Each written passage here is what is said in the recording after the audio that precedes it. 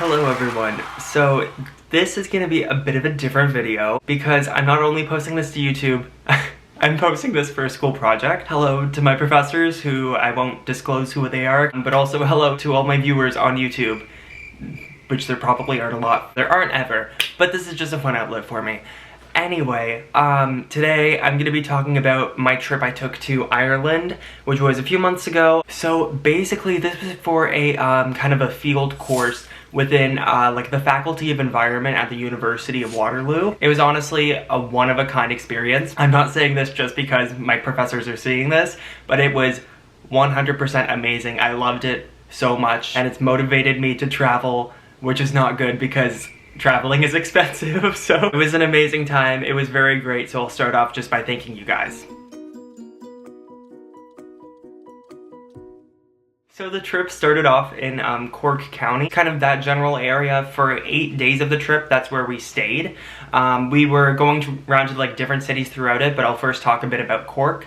On the drive over from Dublin, like on the first day, the first thing I noticed was just how much greenery was around, especially on highways. That was the first thing I noticed, like, oh wow, this is so different from Canada, from a different country. I saw a bunch of like farmland as well. A lot of the trip in Ireland is talking about, we were learning about the transitions of kind of farmland transitioning into kind of different things, learning to be more sustainable, which is amazing. But I saw like so much farmland, like a ton more than kind of Canada and like the rural areas of Ontario that I've been to. Definitely a lot more in that country.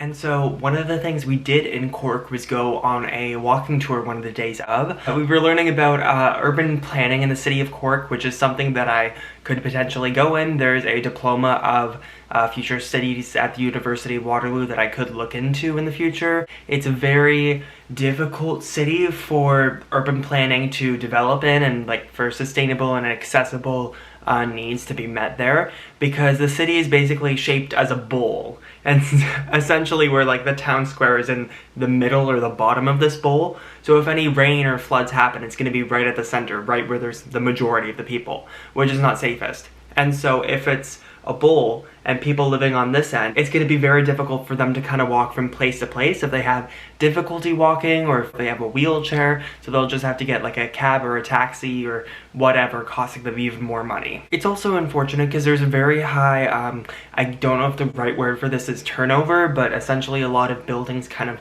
closing down because there's so many new ones being built. Really unfortunate because there's just so many like beautiful buildings there, and they just haven't really had anything happen with them. They're just kind of deteriorating over time because essentially, I don't know quite what year it was, but they made a new law for the city that if you're renting, it has to be for at least 5 years, and that's not financially sustainable for a lot of people. So then homeowners that need to rent out spaces can't afford to because there aren't people that are looking to buy. We also went to a biodiversity hub and kind of talked with one of the like main volunteers for that group, I'm pretty sure. I again forget which city it is. I'll put it on the screen if I find out, but essentially they were talking a lot about their kind of grassroots initiatives and their community gardens that they would have, and it was nice to have that kind of community sense of environmentalism. I used to work at a nonprofit, and we were very big on kind of the community and coming together to support the planet, and so that's definitely a pathway I could go down. And I honestly and truly love the idea of community coming together to benefit the environment and just benefit socially, economically, sustainably. It's an amazing thing in my eyes.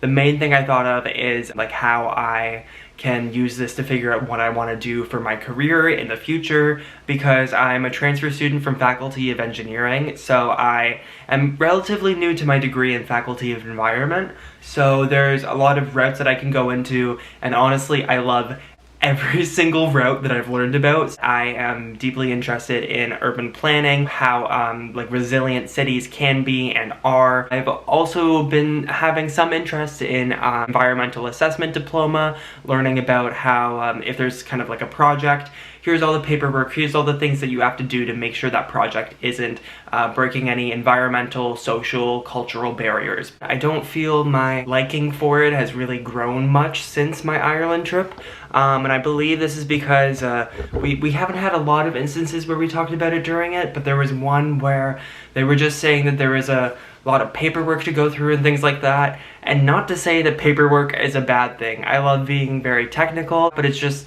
I didn't hear many good things about environmental assessment through this trip, but maybe I just wasn't looking hard enough. Lastly, I found that I still don't know quite a lot of what I want to do, and again, there's just so many things that I am interested in, but I do know that if I am ever like curious about things, that there is a plethora of resources, information, people I can talk to, not even just in Waterloo, but in Ireland as well. There were so many like professors that were joining us along for like our trips. Like there was someone from University College of Cork that was kind of leading our group and then came with us on our boat tour. I'm pretty sure there's people all around the world that you can talk to about the environment and learn about things that they do and see if it interests you. So anyway, I just want to give a big thank you to my professors again.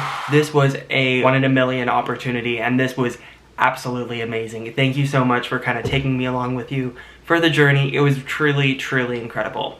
And now we've still got like probably a minute or so left of the video, and that's going to be for a bit of a compilation of all of the best clips I got from the trip. So I hope you guys enjoy it, and I will see you in the next one. Bye-bye!